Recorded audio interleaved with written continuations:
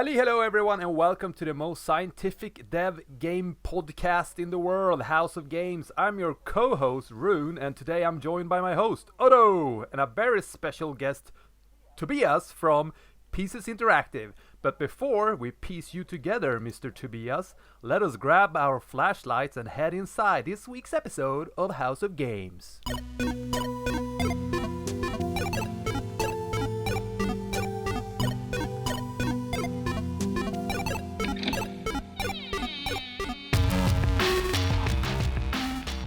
Welcome everyone to the House of Games, and especially welcome to our guest Tobias. So first of all, would you like to introduce yourself and tell us who you are? Yeah, of course. So, as the host have said, my name is Tobias, and I work at Pieces Interactive in Skövde in Sweden. And I have many positions at once, basically. I'm a game researcher and a game developer, and I'm currently working as a process coordinator at Pieces Interactive. So I'm developing the process for their next project, and not alone in the dark as they are working on currently. Interesting. And to tie into our last episode was with the Research Institute of Sweden, so I would like to start at that end. So could you tell us more about game research? What do you research, and just give us a general overview of the process and what it is about? Yeah, that's really interesting, actually. I started a PhD project a couple of years ago, and I wanted to look into game development in general. Since I have a background in game development, I've been working as a lead artist and level designer as well. So I wanted to sort of look into the processes of game development, but my supervisors at the time said, no, you have 5 years, you can't dig into every aspect of game development during that time. People have tried to do it for 20 years. So I narrowed it down, so I'm actually looking at level design specifically, because I find it super interesting with level designs, because it's sort of like a cross-section of game development, where you develop basically everything that you need to create a game, but it's just a portion of it. It's a level. I could have the cake and eat it too. I didn't have to look into everything, but I sort of got to look at everything. So I'm looking at, every aspect of level design basically, and currently I'm looking at the process aspect of it. Who are involved? What does it take? How do you need to set up your organization to make it work? And stuff like that, which goes hand in hand with my previous role at Pieces Interactive, which was a design lead or design coordinator, where I led the level design team, basically. A lot of interesting things there, and if it's everything about the level design, so is there a difference in the history of level design? So for example, from the beginning of video games until now, is there what someone would call different eras, or does things change, or what does the research say about that? Yeah, that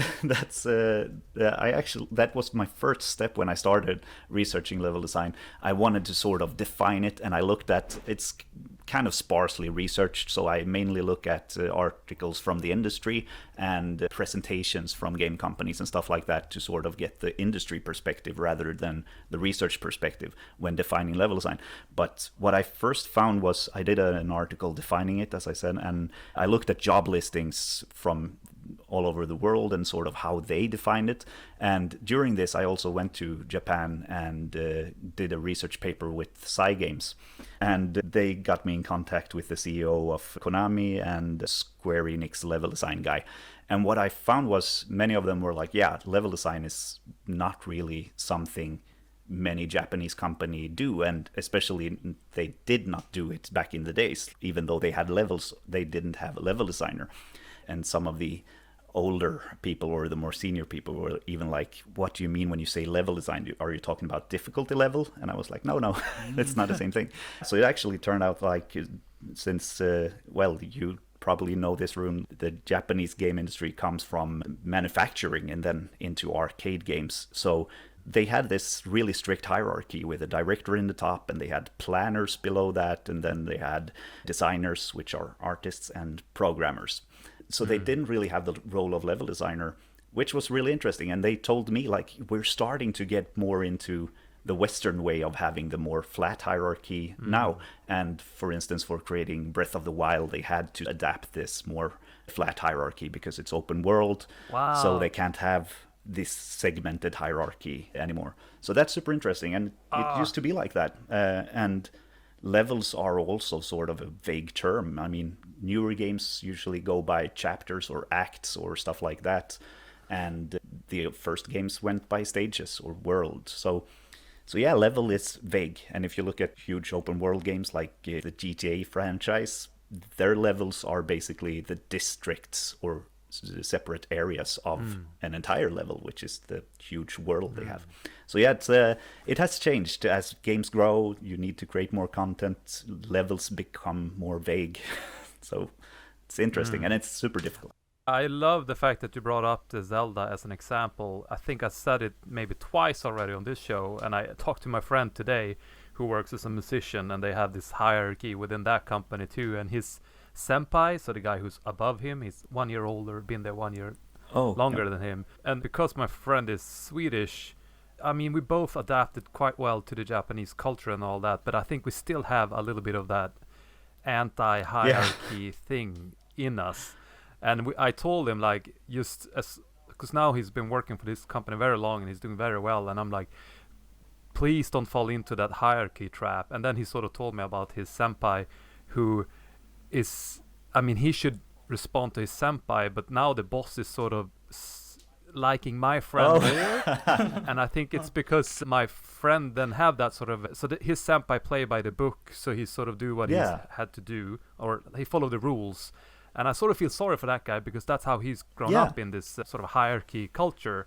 But then my Swedish friend just go step in and sort of get more positive feedback, and is becoming more like a favorite because he don't follow that hierarchy thing, or he's doing it but not exactly.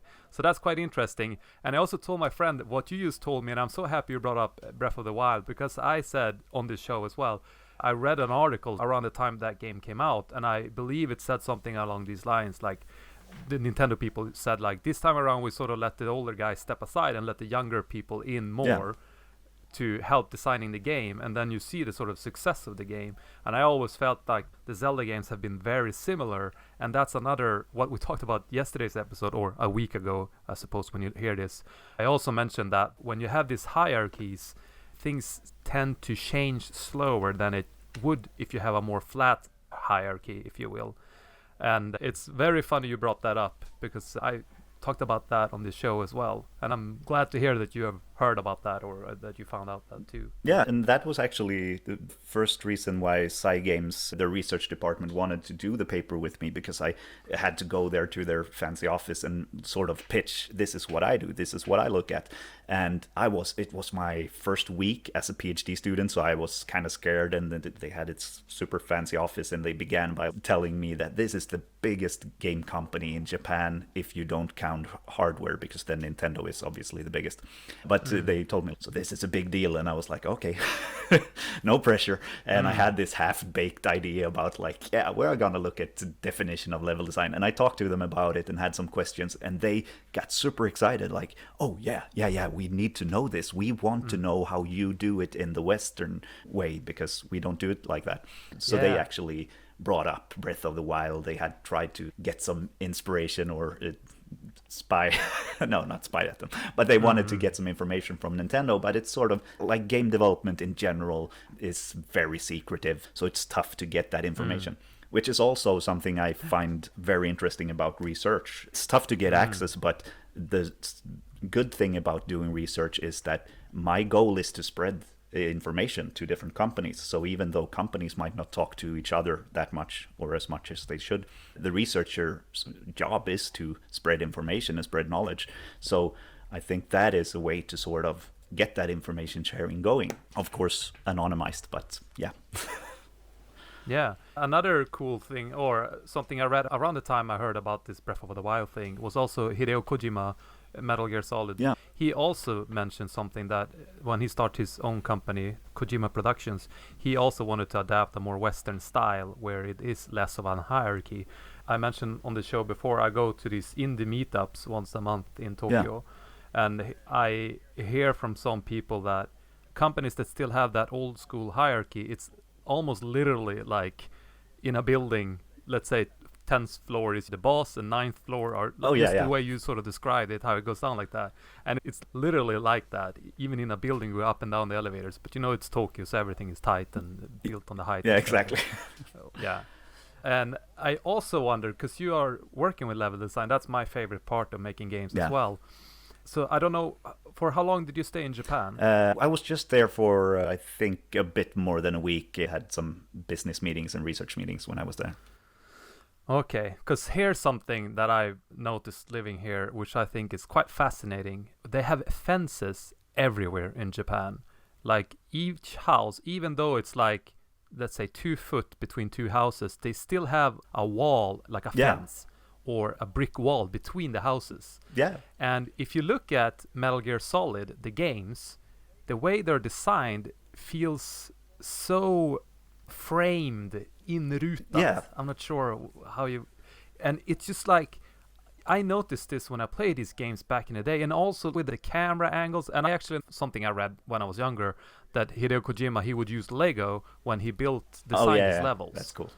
But when I see these games, especially Metal Gear Solid 1 and 2 in particular, it feels so Japanese with the fences and everything, and sort of frame everything in where you can go and cannot go. But when you live in Japan, you realize that's how it is here, because it's so tight, everything. And if I, for example, look at Google Map and I want to go, I don't know, to the other side of the street behind some buildings, if it was Sweden, I would assume that I can just walk between some buildings and get there, sort of shortcut my way through. But here at this point, I know there will be a fence. Even though I don't see it, I know behind that wall there's going to be some fence which I can't get across. So I would have to follow the rules and follow the street to get there, even though it would be way quicker if I could just walk diagonally over there. One more thing about Persona. I haven't played Persona, the last one, but I could imagine that if you're a Westerner playing that and you have all these walls, all these fences and stuff like that, I can imagine that you as a player think, well, the developers just put these fences here because they don't want you to be able to go there. But it's just so Japanese to have those fences and where you can and cannot walk. I just think it's interesting how that sort of design enters the games. Yeah. And that's funny when you say that they ask you how it works in the West, because it would be a totally different thing for them. Oh, yes. And that becomes a localization issue with what you recognize. I mean, that could go the other way around as well. If we create a game based on our architecture and our cultural heritage in Sweden or the Scandinavian countries, that might be oddly perceived by someone who has not lived here in the same way. And it sort of goes into affordances as well. If we look at the old 70 Gibson concept of affordances, where interaction is the first thing you see it before the object. So if you see a ladder, for instance, placed up on a wall, your brain will automatically think like, oh, I can climb here, before they think, oh, it's a ladder. And many of those things are sort of general and intercultural, like a ladder. It's in every culture, so people know how ladders work. But if we start bringing those affordances towards more cultural specific stuff, that won't really work in other countries. And that sort of, those fences, as you talk about in Japanese games, for them it's like, yeah, it's one of those fences, that's logical. But for us it might feel like, oh, they're just trying to block me as a player, this is a game thing, which it isn't. It's a logical architecture for them. So I love that about level design, looking into these be aware of what you create, really. Yeah, one more thing. I actually love the From Software games, for example. They're quite tight. Yeah. Not Elden Ring, but the previous ones. Very tight, and I think they're just so beautiful, and they're so tight and crisp, and it's like details everywhere. I think it's absolutely wonderful and beautiful. A lot of Japanese games, I feel, are like that. And I like to compare that with, for example, a Western game like World of Warcraft. Oh, yeah. And it's also about the camera. It's so zoomed out, and obviously it's a MMO, but it's so wide. Streets are wide, the sidewalk, everything is so wide in these games, while in Japanese game everything is so tight. And I also wonder if that's a cultural thing, and I really prefer the tight stuff, because it's, I don't know, it looks like more alive. I would just guess here, but partly, that it sounds like it could be connected to the culture of architecture and stuff like that. But also, I know from reading up on Japanese game development that this sort of stemming from this more hierarchical structure, they manage to have much smaller teams because they work so effectively since they have a set goal. You need to create just this thing and then you're done. Whereas in Western game development, we have this horizontal discussion and we change things as we go along, and it takes a bunch more time and a bunch more people, but then we can create larger stuff. So I think to maintain that sort of smaller company and fast structure, they also try to build things smaller and just put in what is necessary and not all the stuff around, basically, which might also affect, this is, as I said, just me guessing, but that might also affect the size of the final product. But as you say, it's small, but it has the charm. It has everything it needs because they've been doing this for a long time. They know how to do it. One thing I was just curious about that you said a little while back was that everything is usually very secretive with game companies. Yeah. So that's sort of the opposite of the experience I have. So I'm curious if that's maybe something that's inherent to bigger companies or if it's just a Japanese thing, or what's your experience with that? My experience is that it's not... Actually, in Japanese companies, the ones I talked to were very open when I got to talk to them. So the secret part is rather, as a researcher, I know many other researchers have encountered this as well. You talk to a company like, can I come observe what you do? Can I come and just ask some questions? That is usually very hard to get that access, because then you're like, oh, what are you going to look at? We have secret stuff going on. Can you sign an NDA? We don't want to let any information out, basically. So the wall is up directly. My benefit was that I've been working as a game developer, so I know game developers, so I could get in on a more personal basis and then do my research. But the secrets are usually, I would say, larger companies, and especially when it comes to unannounced project and stuff like that. That sort of seeps into processes and organization as well, and mainly in the US and North America, because it's so strict what you can say and what you cannot say. So they don't want to accidentally spoil anything. So even if they were to talk about their process and not their project, they are scared that if we say too much about the process, people can probably figure out what kind of project we're working on. So that's where the secrets are. Otherwise, it's a very open industry once you're in it and once you're talking to people. Well, I was going to go back a little bit to level design. When you research stuff, what are you looking for? Are you looking at the levels? Do you want them to be designed so they are fun or convenient or just beautiful? So what exactly do you look for when you look at all these level designs? Yeah, that's a good question. For my research, I am looking at the process and more organizational management level and how to produce levels. What does it take? I'm not really looking into the quality aspect, at least not yet in my research. But as a manager, and also I worked as a teacher, and I'm still sort of working as a teacher at the university within level design. Then, of course, I'm looking at the quality aspects. And the way I do that is, just as you say, I analyze the hell out of levels that I think are good, that people think are good, and I sort of break it down into every little facet of the level and see like, okay, what is it that makes this work? And on top of that, and I would say for my research as well, I read everything I can come across from experienced level designer talking about their craft, partly because it's super interesting, but also I love level design, so it's that's interesting. But one thing I've realized when the more I look into how level designers talk about their own work is that everyone works in a different way, and level design just between different companies looks completely different.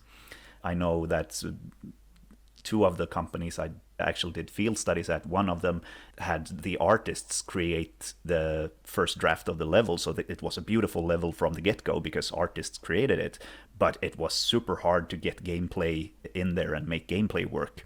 Whereas the other company had the game designers or the level designers create a white box and create the gameplay, so the gameplay was fun, and then the artist came in. This is the general way to do it, but then the artist came in and set dressed it. But then they had the issue that no one really thought about composition and the sort of in between stuff. So there were a bunch of boxes, and then the artists made the boxes look good, but we didn't have the beautiful vistas and stuff like that because that disappeared in the process.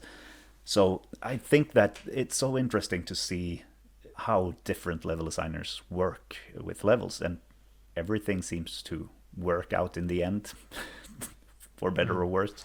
Yeah, I'm also curious, just from your personal point of view, what do you like? The design in terms of what you see, or the funniness, or what do you think is the most important? Because I assume it's different if you're a researcher for a company, or if you are a company, you want to have the levels that are just best in every way to make sure it's fun for the player and they keep playing.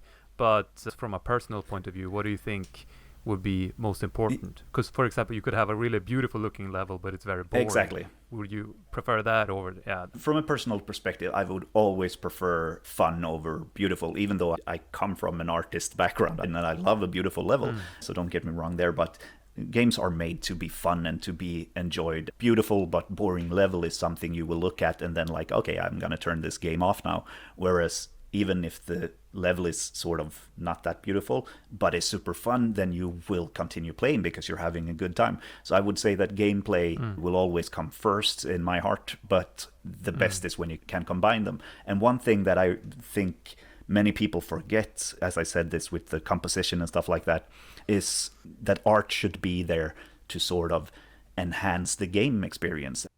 I know many people, especially people creating realistic looking games, they are so focused on that everything should be realistic, but they forget like the readability for the player, because if everything is realistic, everything will blend together and you won't see the important stuff like the landmarks, the puzzles and stuff like that.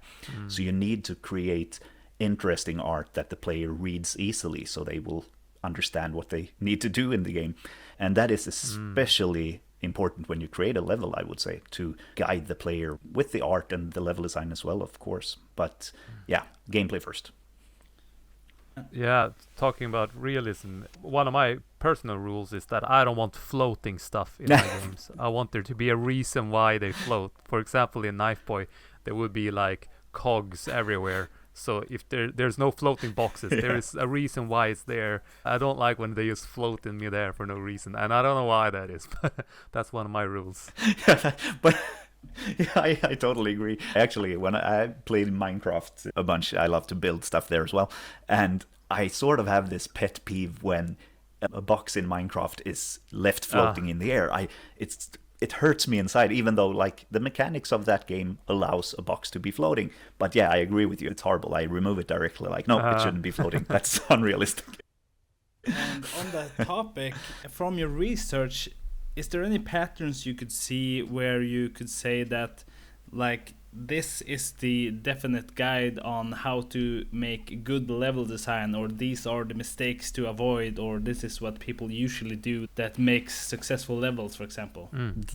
Yeah, it's tricky. I have some indications in the more general sense where one thing that many game companies forget about when creating levels is the narrative. A narrative in games in general is something that, since it's pretty new, I wouldn't say that it's new, but the large focus on narrative is new.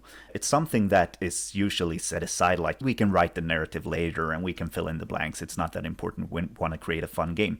And I've even heard a bunch of developers and a bunch of companies saying like, we don't have any narrative in our game, which is, I'm sorry for the harsh word, but that's bullshit. I mean, every game has a narrative, whether you want it or not. You might not have explicit narrative like dialogue and text coming up telling you what is going on, but you have a game world, you have rules in that world, you have things that cannot happen. Like if you're creating a fantasy game, should it have magic? Should it have some sort of mechanic like cogwheels and stuff like you were talking about? Have they invented an engine? Stuff like that. That's part of the narrative. What can go on in my world? And if you decide to create that too late in the process, after you started creating levels, you will need to redo so much things. So it's super important that you have some sort of narrative set out before you start creating levels, because Otherwise, the levels will suffer from it. Even narrative like, what should the player feel in this level? Should they start off scared and then they move forward and feel like a hero? Then maybe it should be sort of moving from the darkness into the light, maybe moving up a hill. Whereas if it should be the other way around, at the end of this level they should feel devastated. Yeah, have them move downwards further and further, like the metaphorical hitting rock bottom stuff. That allows you to create a much more vibrant and well thought out level. So not forgetting about narrative is one key point that I have. And other than that, just test it all the time. Whether you're an artist creating a level or a designer, that is also something that is usually forgotten. You test it in the beginning and it's fun, and then you start adding these things and feel like, oh, it's becoming cooler, and you forget to test it, and turns out you broke half the level and it might not even be playable or understandable. So there are some of these general rules that I've started to carve out, but it's difficult since everyone is doing it differently and so many disciplines are involved. It's hard to keep track of everything. I'm curious, Odo, how do you and your brother, I mean, what you said about walking down a pit to feel shit, I never would have thought about that. Do you think like that at all? Well, our game that we are creating, we haven't really gotten to the level design just yet. We're just on the threshold on starting level design. But I would say that the way that we think about it is, because it's gonna be sort of a mini open world, so I think the approach from Grand Theft Auto is the closest I can compare it to. So more like a neighborhood rather than a set level where there's a set start and finish, I guess. So I think that's sort of where something that I really like in level design to draw a parallel is, for example, the Harry Potter games on PC. So there you usually had, at least in the first 2 games I think, you had things you had to do in different parts of the castle, and there was no map. So you had to get a sense and remember the location and the castle and how do I get there and which hallway do I go to get here. And that's something that I really, really like in games. In the beginning, you can't find your way at all almost, but at the end of it, you know exactly where everything is, and it feels sort of like home, like your neighborhood. Yeah, I also like that. That's one of the most difficult points, I would say. The most difficult point is to create fun, because fun is such an abstract word. But one very difficult point that is very special to level design is to create that experience as you're describing, because to do that, to be able to deliver that to the player, where the player starts to feel more at home and starts to learn everything, you really need to be careful about how you design things, because if you want that without the map and stuff, you don't want things to look too similar. For instance, you want to have hero pieces like, oh, that's the fountain, now I know where I am, I remember that fountain. So you need all that stuff, and you also need to think about more psychological aspects. I know the Resident Evil games, you do this pretty well, where they never have more than one door on the same wall, or if they do, one of the doors is usually locked with a special key or something, so you remember that door. But it's an old trick, like if you only have one door to the west on this wall, then you will remember that door better than if you had 3 doors on that wall, because then you will mix them up. You really need to think about your layout if you want to achieve that thing. And I know that Metroid Dread, I was super impressed when I played that when it came out 2 years ago, I think now, because then I really got that feeling. And not even did I get the feeling like I understand the level now, I could just run like the wind through the entire map, and I felt like a genius because I found my way. And after a while I realized, like, no, it's not really that I find my way that good, it's that the level design is that good. It's funneling me without me knowing that I'm being funneled. It's tricky, but it's cool when you can pull it off. Something that I guess you can be the judge of that, but I think is connected to level design is also that you design a level based on how you're able to navigate through it. So, for example, depending on if you as a character only can go on foot, or if you have a car, or how fast you can travel, you want to design it differently. So an example of a sort of it's so bad it's good game, but the level design is definitely just bad, in my opinion, is the Deadly Premonition series.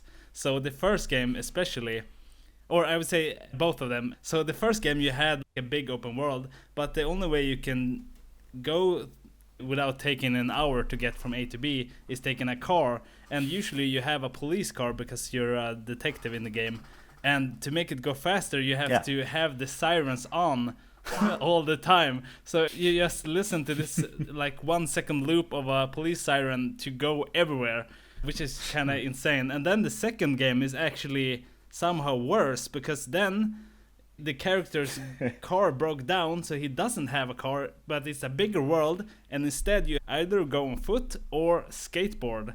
I don't know if that was an afterthought that they realized, oh shit, we can't make cars in time or something, but yeah.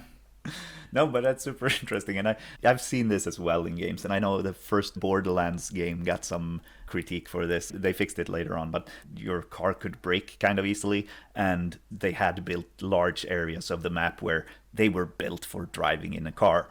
And if the car broke when you were in the middle of nowhere, yeah, too bad, you had to run, and it wasn't a fun level to run in. I know they fixed it for Borderlands 2 to some extent. But as a level designer, of course, that is a central part, like how fast are you gonna move? How, can you move in different speeds? That complicate things. You need to think about all of that. And I would say even more centrally to the role of level designer is that it's the level designer's job to make mechanics fun. Because if a game designer says like, yeah, we're gonna have a double jump in this game, a double jump in itself isn't fun. It's not fun to stand on flat ground and jump twice. That sucks. It's just jumping twice. So what makes the double jump fun is how the level experiments with it and plays with it. Like you need to jump across an obstacle, and like I know the Mega Man X series had the double jump where you needed to fall down a bit before you jumped midair to jump under something. And that is just playing with the same mechanic, and you create all of these fun variants of using your different mechanics, and that is usually up to the level designer to figure these things out, and that is super fun. I've seen some games fail on this, where they add a mechanic that might be super cool, but level design never really does anything with it, so you just have a mechanic that sucks. And that is too bad. And it generally boils down to communication. You need to communicate with all your team, so everyone is like, okay, we have this mechanic, what do we do with it? Should we keep it? Can we come up with cool ideas and stuff like that? Yeah, really interesting, and it's something that you don't think about, because everyone is so different and people play your game totally different than you expect them to. So I think also the psychological aspect of level design must make it really hard, because there's like a million ways to make it, and then every one of those levels are gonna be interpreted in a million different ways. Yep.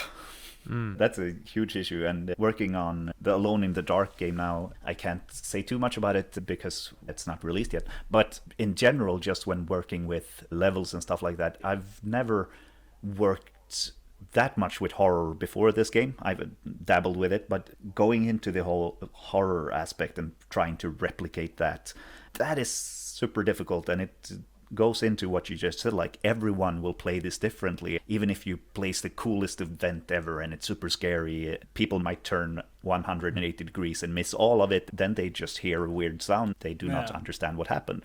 But still, you don't want to force the player either. You could take the camera and make it into a super short cutscene, but then that takes away some of the immersion, and then it doesn't feel like you're playing the game, and then you also take some of the scariness away. So that is a super difficult balance, and I wouldn't say there's like a secret recipe to make it work. It's just about trying it out and finding soft ways to force the player. Maybe use a bunch of lighting and some movement, maybe place a pickup where you want the player to look, so you try to guarantee them they will look at the super cool thing you created. Yeah. Attention, as you say, is something that I think is difficult to get right, because I notice even when I play, it happens that you're looking at the wrong thing or you miss something in a puzzle or something. A really, really good example of getting it right is actually the Lego games. So there you have pickups and money that spawns everywhere basically, and they are really good at making stuff that you want to break or stuff that you want to pick up where you're supposed to go without making it seem that you're being led there. It feels a lot like you as a player discovered that thing and then you just happen upon something that proceeds the level. I totally agree, and I played a few of the Lego games and I had the same experience. One of my favorite games when it comes to leading the player or allowing the player to adventure, Breath of the Wild once again, which is one of the few open world games I know who had actually pulled this off. I remember when playing it, it had been super hyped. I was kind of late on the Breath of the Wild train and has hyped it a lot, and that sort of raised my expectations. And I felt like, yeah, it's gonna suck because my expectations are too high. But it didn't suck. It's a great game. And I remember the feeling like I just saw this cool mountain and then I was like, oh, I'm gonna climb this mountain. It's not part of any quest, it's not anything, I'm just gonna climb the mountain. And if you do that in, let's say, Skyrim, if you climb a random mountain, then chances are you will be on top of a mountain and that's it. Whereas in Breath of the Wild, generally when you climb a cool place, you will find something. You will find a small puzzle, you will find something fun, you will find a seed or whatever it is you're looking for. So that is something that I found to be super well made from them. They made places look interesting, so you just went there because it felt like an adventure and it felt like you had the freedom to go there. And I remember them doing similar things in the best game of all time, in my opinion, the Legend of Zelda: Link to the Past to Super Nintendo, where as a kid, when I played it, I felt like, oh, I can go wherever I want. I have total freedom. It's the first open world game in my eyes.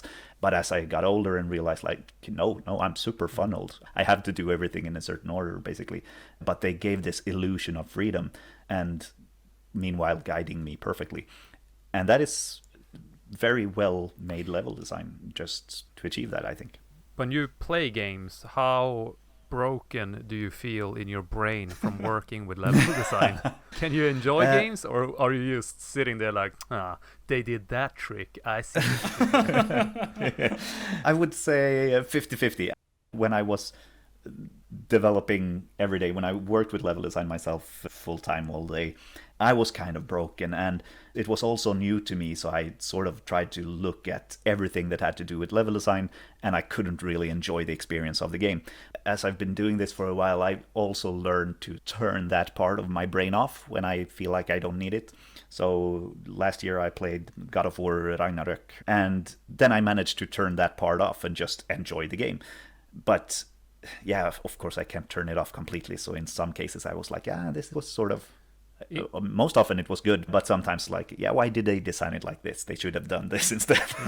Interesting you bring up Ragnarök. We talked about it 2 episodes ago. The puzzles there are quite, they hint too early on, and that conversation sort of turned into level design. Do you have any opinions on that? Sorry, Oda, I bring up Ragnarök again. No, by all means. Is it a sore point? I couldn't stop ranting about it. But I love this. I haven't played the second one, but I love the first one. But my point was that what's the point having the puzzles in the game if they're gonna tell me what to do as soon as I enter the room? Yeah. No, but I actually have a very special feeling towards that sort of... I think you can divide it into 3 sorts of information giving, where explicit is where you get the text saying this is how you solve the puzzle, or in this case in God of War where they say look at this, solve it this way. And then you have the implicit, which I find most intuitive, where they create the level in such a way that you will figure it out. It's implicit even though no one says how you will solve it, and that's what I like most.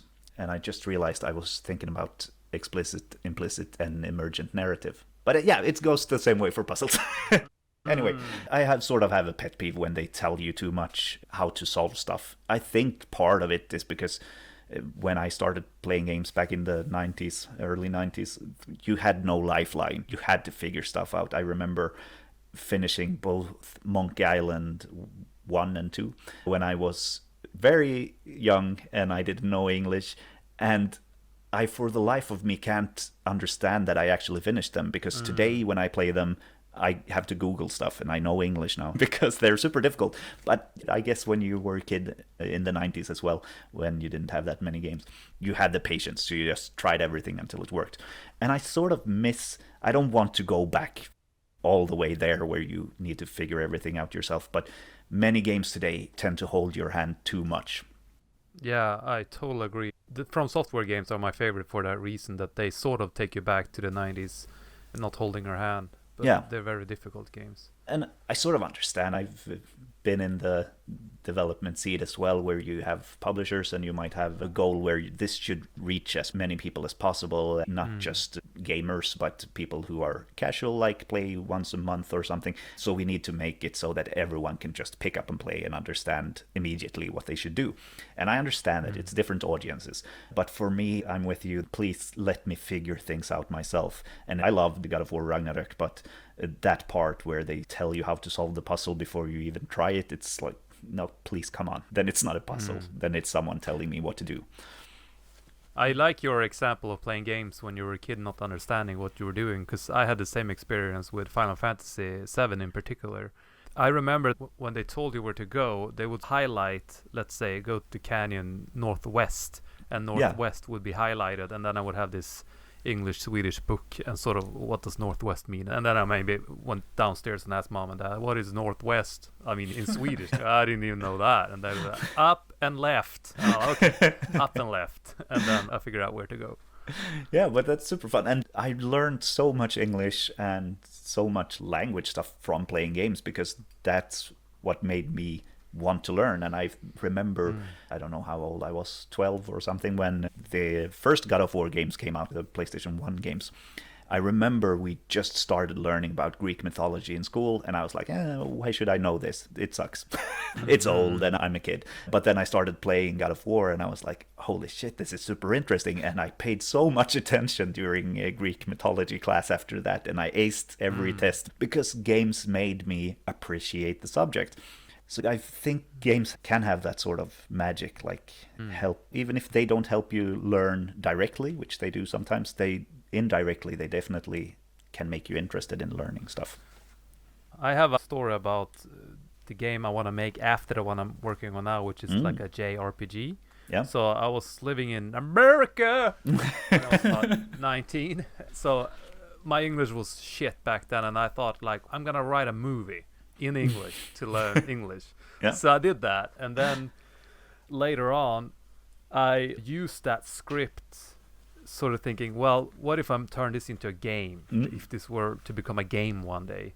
So I already had the storyline, and then I visualized the world like a Final Fantasy 7, 8, 9 world map, you know, when you had the world map in those games. So that's how I designed my own world map.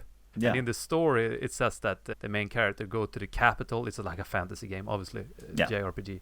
So he goes to the capital, and then I was like, so the capital should be here. It's not necessarily the level design, but it's world map level design. It was sort of designed from that kind of angle, which I don't know if that's normal or not, but no, that's very cool. I don't know either, actually, but starting with a map is general practice when you do paper designs and stuff like that, which you generally do in the beginning.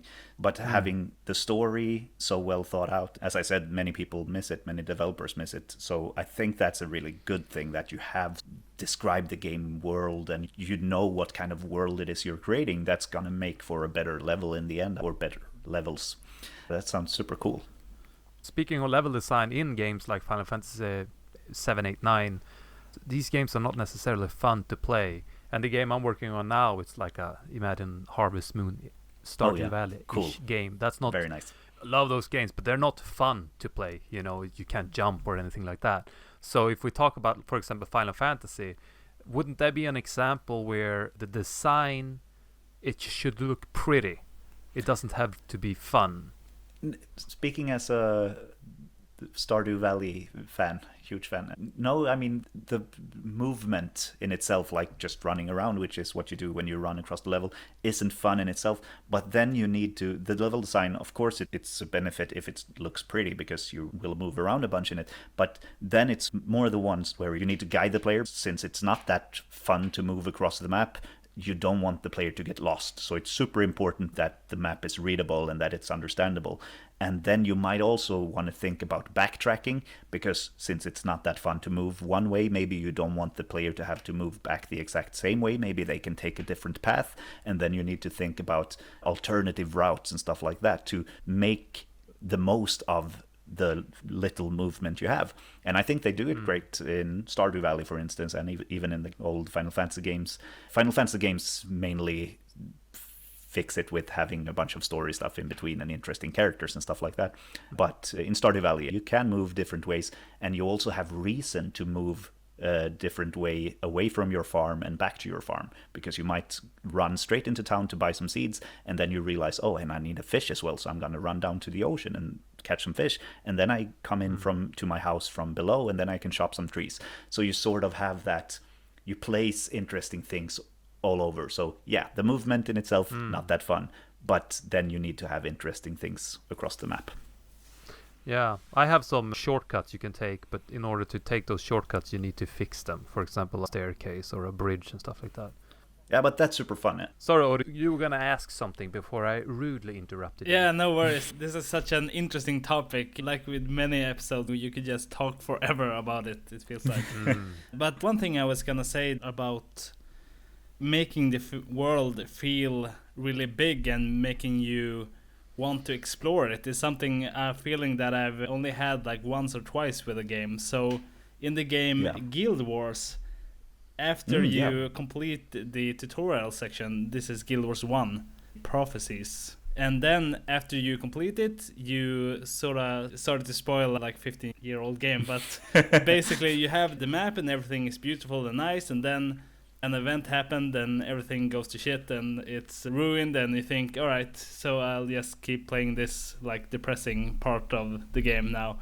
But then I didn't realize when I first played it that on the world map, if you click, you zoom out of the map. So I just thought that the game was, one part was the happy place and the other one was the depressing place, and that was rather big map even for that time. But then I zoomed out and I was like, holy shit, this is like 30 times bigger than I thought the map was. So that just made me so intrigued to continue playing. There was just so much to explore. I was satisfied with the area that they have given me. So that's also a good trick, I suppose, that you can reveal later how big the map actually is.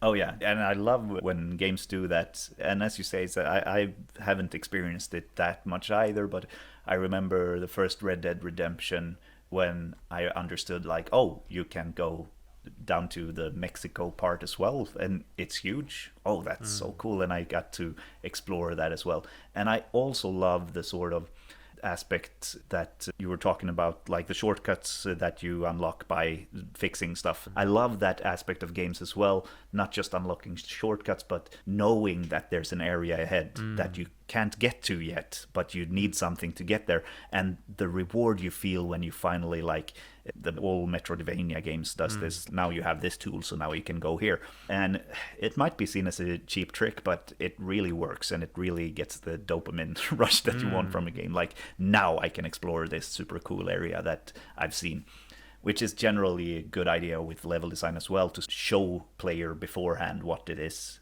they will get. Or for instance, it's so much more fun to get a new weapon if you have seen that weapon before. I know Resident Evil 2, I think it was, did this very well with many of the weapons. Like, you could see in a weapon cabinet that, oh, there's a grenade launcher in there. That's super cool. I want that grenade launcher, but you couldn't get it. So then you get this mission. You don't get an explicit quest like you need to get the key card for the weapon box, but you as a player will feel that quest in yourself. Like, I want to get this card for the weapon box so I can get the weapon. And that is a really cool trick for level design, I think, to sort of show things beforehand. Like, look at this cool thing, you can't have it, and then you will get your intrinsic mission or intrinsic quest. Yeah, and the same goes for what you said earlier about climbing mountains as well. So that's also something that usually happens for me in open world games, that you see a tall building or something to that effect, and you just want to get up there just to sort of conquer that part. Exactly. And one thing I don't like about that aspect is when you have that super cool mountain or building or whatever it is, because I instantly feel like I need to get up there because it's tall and cool. And when I get up there, there's nothing. I'm just on top of a giant building. I wouldn't care if it's just an ammo pack or something rubbish, as long as there's some sort of pickup, so I feel like, I got here and I got this super cool thing. And I remember playing the first Horizon game, Horizon Zero Dawn. Great game, but it's so much exploration, and I don't know if it was a matter of lack of time from the company or if they just didn't focus on that part, but I remember seeing a waterfall somewhere in the game, and I realized, like, I need to get behind that waterfall, because we know that there are treasures behind waterfalls. So you actually could, it was a bit finicky, but you could climb up a hill next to it and sort of slide down and get in behind the waterfall. And they had created a cave there, which was super cool, and I felt like a genius for figuring this thing out. And they had a small box that you could loot, and I got some sticks, and I was like, what the fuck, I spent half an hour getting in here and I got some sticks. I could pick that up from the ground wherever. And I remember encountering similar things in that game at other places where I climbed that high hill and like, oh, more sticks, great. So just put out some loot or something, or lore for that matter. Find a note with some interesting information so you as a player can feel that you achieved something. I got this information that not everyone got. I noticed in the Uncharted games, so you make your way into this cave or tomb, and then the bad guys just blow up a wall and walks in, and I always feel so sorry for Drake, like, god damn it. He had such a kick finding out how to get in here, and then the bad guys just smash through a wall. And that is one of the pet peeves of those games, because I love the Uncharted series, it's great games. But every time where you spend 2 hours and you don't see a single enemy, and you just go deeper and deeper into this secret cave, and you solve these puzzles that hasn't been touched for 1,000 years, and you're in this central chamber, and somehow there's 30 enemies in there, and you're like, were they camping in here? What, how did they get in? And that sort of breaks the immersion for me sometimes. Like, this just sucks. I mean, I spent a lot of time and they were already here. I have in my game, not to pitch it or talk about that all the time, but in this I'm working on now, there's different classes. You can be homeless or a normal guy or become rich. So there's this jazz club which you can't enter unless you're rich. And I hope that people will get that, what did you say, dopamine or something? I hope people can get that kick from, you can't get in here, and then it's sort of like, I have to become one of the elite to get in. And then obviously, now that you talked about it, I need to have like a nice reward when you get into these places as well. I have some ideas, but I really want those rewards to be really good as well. Because I agree with you, it's not that fun if it's just like something you can get anywhere. Exactly. And I think the uniqueness of the reward is a reward in itself. And one easy way I know that many games use to not have to create an entirely new feature or weapon or stuff like that every time you find something cool is either, as I said, some sort of lore, just find a note with information on it that you can't find anywhere else, or many games of course use collectibles for that. And collectibles is just like, yeah, cool, I got this statuette and now I can look at it and I feel like I found something that no one else got. As you say, the boring thing is when you find something that you could find wherever you went. And that's another thing about Final Fantasy. Was it Crisis Core when it originally came to PlayStation Portable? I believe that, if memory serves, that you could, let's say you use your fire magic over and over again, and then it levels up to Fira, and then Firaga, and so on. But you could just go and buy the Fira or Firaga later on. So that was kind of weird. I felt like that took away some of the... I can't remember if it was Crisis Core, but I'm sure it was in one of the Final Fantasy games, and I thought that was a bit weird. It's sort of like the same thing when you think you have found something cool and something that not everyone have found, and the reward is just like a normal weapon that you could have bought from the merchant or whatever. Yeah, the only time where I would say that works is if it was like insanely expensive to buy, because then you would feel like, oh yeah, I tricked the system, I got it for free. But otherwise, that's just... It gets so close to the sort of pay to win thing, even though it's not your own money you're paying, it's the game money, but still it's the pay to win thing isn't that exciting. It's a reason games remove it usually. As I said previously, I think we could probably talk for 5 hours and have stuff left, but unfortunately our time is starting to run out. But before we end the episode, Tobias, is there anything you want to plug or promote or anything you want to say before we close the episode? That's a good question. Alone in the Dark is being worked on. I'm not in that project anymore since I'm working with research stuff at Pieces. But of course, everyone should play that when it comes out. And I can't say exactly when it comes out because that's confidential. but yeah, it's fun, and it's a real reimagining of the old 90s game, 90, 92, 93, 94, the originals of Alone in the Dark. So everything good from that, and in the new costume, basically. So I can't wait. What horror fans expect. Will you be consulting on the level design at least? No, I have been. When I was a design coordinator, I was consulting on the level design to some extent, but it's not really that management structure all the time there. So no, I probably won't be consulting more, but they have a great design team and a great design lead that will handle that perfectly without me. So I have full confidence. Thank you so much for taking the time to talk to us about level design. We'd love to have you back on another episode to continue the discussion.